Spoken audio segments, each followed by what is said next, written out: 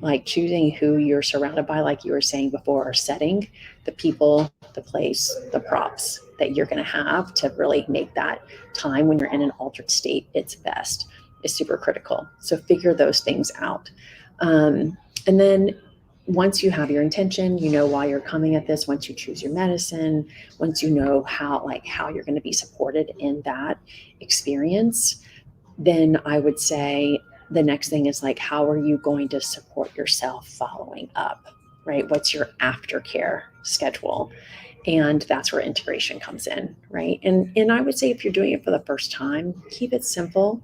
Don't overwhelm yourself. Don't put tons of expectations on how you're going to integrate for 6 months and you're going to stop eating sugar and like get to bed by 9 o'clock every night. That's not going to happen, right? Like, let's show some compassion for just who we are as humans, which is not perfect. Be real with yourself. Right? Yeah, exactly. Like, you know, right, what you're going to do and what you're not likely going to do. Right, exactly.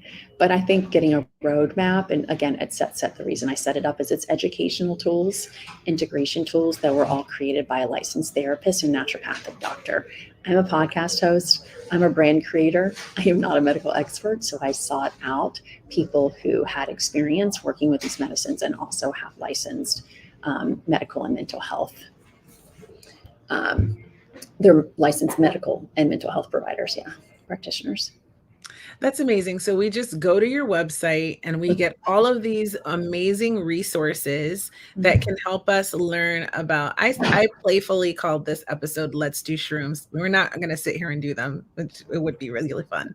But like, we're not going to do it.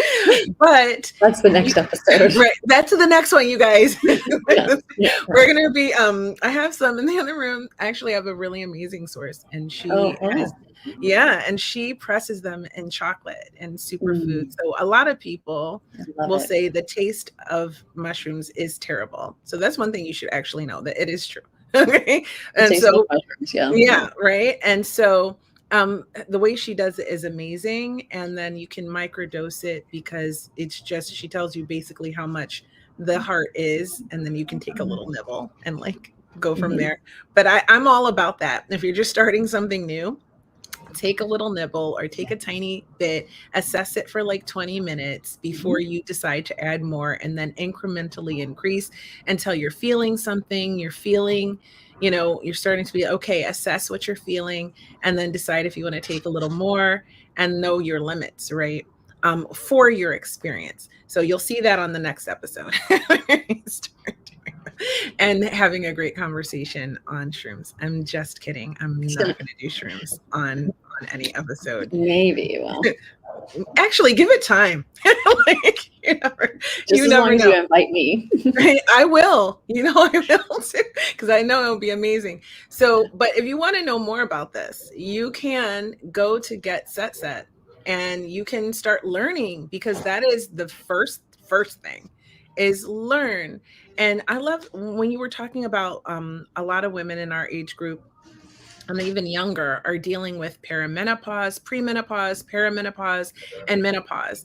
And that this can be, I did a whole episode on this and it was so enlightening. And because I was like, what the hell is perimenopause? And I'm going through it and I know nothing about it. Who's gatekeeping this information, right? So we decided to do an episode about it. And I love that psilocybin is something that you can take to help you going through this experience, because most women I don't even really understand what's happening to them, let alone all the different ways that you can be treating it and finding relief, because there's so many symptoms. Absolutely. Yeah. So something that's, I interviewed Jennifer Chesick, who is the author of the Psilocybin Handbook for Women, on 4 ways that psilocybin is helping women in menopause. And I think it's important to understand a little bit of the science. So we lose estrogen, is a serotonin agonist. Psilocybin is also a serotonin agonist. So as we lose estrogen, if we introduce psilocybin into the equation, right, we can start to, help to rebalance some of the happy hormones that we're losing with psilocybin. So microdosing can help to support that vulnerable time in our life cycle. And the other thing she brought up that was very, very interesting to me, women who have had a traumatic event earlier in their life and have either forgotten about it, it's been suppressed, or they've just been in denial of it, it will have an impact on how their periods present throughout their life. They will have harder periods. And if that persists until we get to menopause, then our symptoms, our menopausal symptoms, will also be more aggressive. They'll be more complicated. And they'll just present a lot more difficult than if we do the hard work and really start to look at stuff that's been traumatic, big T, little t trauma. So that's where a larger dose comes in. And I don't think that there's any clinical evidence of this, right? But it is something that has been anecdotally reported. And who knows, a person that decides to do a large dose, before they start to experience their perimenopausal symptoms, we don't know if they had never done that, what it would be like. But we do know that they had terrible periods their whole life, but their menopause symptoms weren't so bad, right? So there is, and usually there's a correlation between those two. So I would say if you do know that there's something that has impacted how you connect with others, how you connect with yourself throughout your life, and it's hard and that's why you haven't really wanted to look at it, that it could be using these medicines to do that might be a way of like helping to mitigate some of the harsher symptoms that may come up during this period in our life. And it's so sad to me that so many women don't know that. So I think it's like such important work what you're doing, and like being on your platform and your podcast and all the talks that you host and coming on this podcast and sharing this information is so impactful, because I want to really dispel some of the fear that people have around trying this, because it's been so demonized most of our lifetimes.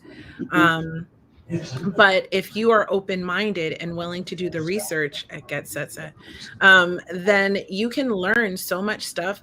And some of this might change your life. Would change your life. Yeah. And definitely could save a life. And that's what I tell my female veterans when I'm doing my workshops and stuff, and on my podcast, my other podcast, the Female Veterans Podcast. It is so important to be open-minded and to do your own research and then to try it, because it could save a life. It could save your life, someone else's life, someone you love that's struggling. And this is why I did an episode on ketamine. It's in the playlist, so you'd have to go back and find it. But I think these things are so important, which is why I'm always doing episodes about ketamine and cannabis and psilocybin, and maybe we'll do one about MDMA. There's another whole story. And I think that will be legal in not too long, a few more years. So we will, but the benefits of this stuff that has been so demonized is really incredible when you stop to do the research on your own, and how it can truly change your life is incredible to me. Yeah. Change your life, change your quality of life, right? Like the connection that we have with ourselves mimics the connection that we're capable of with others, right? So anything that we can do to foster self-love and acceptance and remind us that we're not the center of the universe, right? Mm-hmm. That we are part of a larger ecosystem, and the energy that we're feeding into that and that we're choosing to take from that is part of how it's all playing out. And there's nothing like psychedelics to remind you of that, right? Beautifully said. I think there is nothing like it at all. It's really enjoyable. So what are some of the key things that we haven't covered yet that you would want people to understand about the benefits? It's not a panacea. You can't just decide to take this and you're going to wake up the next day and everything's going to be different. This is when you decide whether it's a microdose or macrodose, you need to understand that it's a minimum of 18 months before you're going to start to see the material change that you're looking for.